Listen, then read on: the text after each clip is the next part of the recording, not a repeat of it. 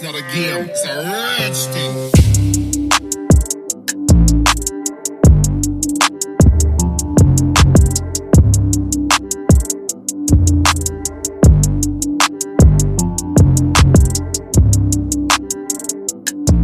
Salve meus queridos plantoides, tudo bem com vocês?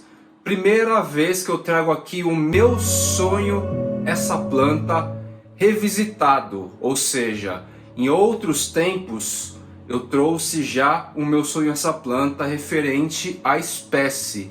No caso a gente está falando aqui do Anthurium veitchi, ele está sendo revisitado, atendendo a pedidos de alguns plantoides aí que querem saber atualizações sobre cultivo, sobre cuidado com a espécie, a manutenção.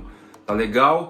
Então a partir de agora, a partir deste episódio, a gente revisita algumas espécies já trazidas aqui em programas anteriores. Para começar, vamos falar um pouco de história.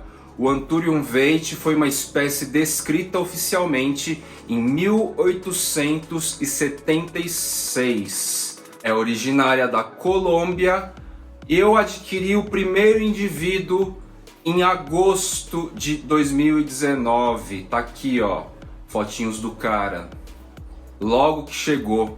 Eu lembro até muito bem que no caso o Sérgio da Cactus Brasil chegou para mim e falou: olha, não tira do vaso. Agosto ainda era inverno daquele ano, então era bom não mexer, não replantar, para que não houvesse nenhum tipo de estresse, nenhum tipo de problema, mediante ao clima que não é favorável, tão favorável para esse tipo de tratativa, que é replante. Naqueles tempos eu era um aspirante ainda, eu estava começando a minha coleção, eram as minhas primeiras Arace, eu não sabia de forma nenhuma da reputação do veitchi, do Warocqueanum, do Vitarifolium, do Rugosum, enfim, espécies aí que já tem uma história entre os colecionadores de plantas, já tinha uma história. De lá para cá passaram-se quase 3 anos e adquiri mais de um indivíduo.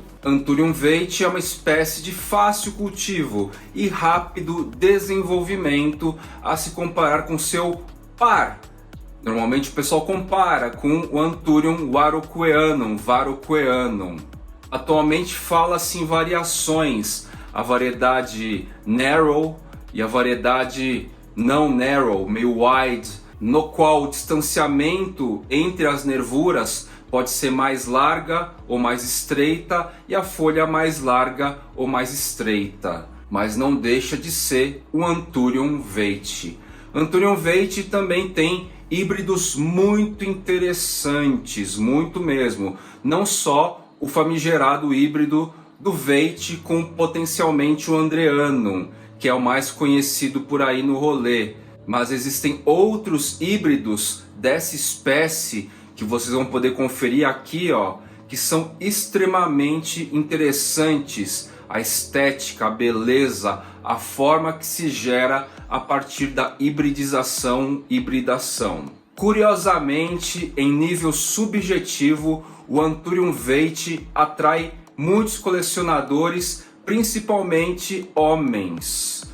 Homens têm certa adoração por esse Anthurium e fazem questão, inclusive, no meio digital, que é quase que inerente ao rolê, quase não, totalmente inerente ao rolê, fazem questão de mostrar essa adoração a esse ser, a esta espécie cuja forma muito os atraem, inclusive a mim, embora particularmente 2020 e 2021 essa espécie foi tão, sabe, quando a coisa satura um pouco de se falar, de se ouvir, de se comentar, de se ver e tal, que eu fiquei meio assim, ufa, tudo isso por causa de uma espécie, dando uma impressão para mim assim de que, nossa, tem muitas outras espécies tão interessantes quanto, opinião particular no caso. Porém, de toda forma, essa é uma constatação.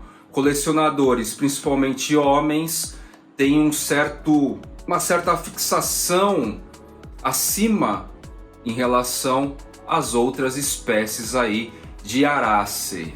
Em 2019, quando eu adquiri o Veitch, não foi nem minha planta número 1. Eu preferi antes o Araucoianum, eu preferi antes o Rugosum, eu preferi antes o Vitarifolium. O Veitch ficou lá me aguardando por mais de uma semana, 7 dias a 10 dias, fato que seria improvável, impossível, ao preço inclusive que eu adquiri em 2020 e 2021, quando tudo se intensificou dentro do rolê das plantas, no rolê das plantas, a partir da clausura da pandemia. De lá para cá, muitas pessoas que queriam o Anthurium Veitch conseguiram adquirir a preços variados e preços altos. Só nos últimos meses de 2022 que a gente consegue ver de novo os valores voltando mais ou menos ao que era antes da pandemia, quando eu me refiro ao Anthurium Veitch. Hoje aí nas florestas de amigos, produtores, é possível notar as espécies bem crescidas, folhagens atingindo seu tamanho máximo, acima de 1 metro, coisas muito bonitas, inflorescências adultas, bem formadas, rolando em todos esses jardins, essas florestas, gente tentando polinizar, gente que já polinizou e fez mudas a partir de sementes e também já comercializou. Tudo isso rolou nesse período aí que eu observo o rolê da Urban Jungle, antes apenas como mero colecionador e agora como fly atuante neste mercado. Sobre os cuidados e manutenção do Anthurium Veitch, vou trazer aqui um pequeno indivíduo que eu tenho indoor. Quem é frequente no Fly Channel deve lembrar que eu trouxe esse carinha para dentro porque um amigo chegou e falou: pô, você não tem mais um Anthurium Veitch dentro de casa, você podia colocar alguém, né? E tá aqui ó, alguém, eu coloquei essa muda, essa lâmina foliar nasceu indoor e essa outra aqui está vindo, ó, bem no outono, certo? Ela teve um tempo de condicionamento, as raízes estavam super legais, só que nesse pote novo aqui pendente, ela levou um tempinho para se acostumar de novo e começar a se desenvolver num timing, numa velocidade conhecida do Veitch. Em épocas prolíficas, que é primavera e verão, onde você vai ter mais calor e se você mantiver a umidade vai ser muito bom para ela, ela vai lançar sim uma folha a cada um mês e meio. Desde que eu coloquei ela aqui nesse pote, que já faz uns 3 meses, lançaram 2 folhas, a primeira e a segunda. Então está na média aí prevista, tá legal? Nesse caso aqui então ela está indoor, sob luz artificial, plus mais uma luz filtrada que vem da porta de vidro lá da estufa, certo? Ela está apontada exatamente para a porta de vidro e direcionada meio a meio para uma lâmpada LED bulbo. Você que já adquiriu o Anthurium Veitch juvenil assim e está todo aguentando pacientemente para o crescimento, já deve ter percebido que essa espécie ela costuma dar uns saltos de crescimento. Ela, o Vitarifolium, muitos Anthurium trazem essa impressão, esse sentimento de saltos de crescimento. Este indivíduo aqui eu nem estou me preocupando muito com borrifação periódica. Agora que eu tenho termohigrômetro espalhado em pontos estratégicos, eu fico atento a isso. Eu só vou me preocupar com borrifação quando a umidade estiver abaixo de 70%. E eu tenho notado que aqui no meu ambiente, talvez pelo volume de plantas inclusive, tem sido difícil abaixar dos 70%, mesmo em épocas mais de secas. E de maneira positiva, este outono de 2022 tem sido mais úmido, mais chuvoso do que seco. De dias secos mesmo, a gente teve aí no máximo 5 dias espaçadamente. Os demais dias têm sido acima dos 70%, quando também a noite não atinge esses valores de umidade acima de 70% também. O Anthurium veitch é um carinha bastante robusto, assim. Não dá para dizer que é uma espécie frágil, que resseca facilmente. Porém, para que isso se faça valer, é muito importante, não só para o veitch, como todas as espécies, você dê um substrato ideal, perfeito, aerado, com todos aqueles insumos que vocês já estão cansados de ouvir, ou a serrapilheira, que dispensa comentários, e a fertilização periódica, mais frequentes em períodos quentes, menos frequentes em períodos frios. Frios é 12 graus para baixo, 18 graus não é frio, 17 graus não é frio, 16 graus também não é frio. Por que eu estou dizendo isso? Porque abaixo da área das copas das árvores, o clima de subbosque é mais frio naturalmente. É calor, úmido, 16, 17, 18 graus é quente para as plantas. É quente para o pessoal do sul e é gelado para o pessoal do nordeste e do norte. O valor em si é relativo.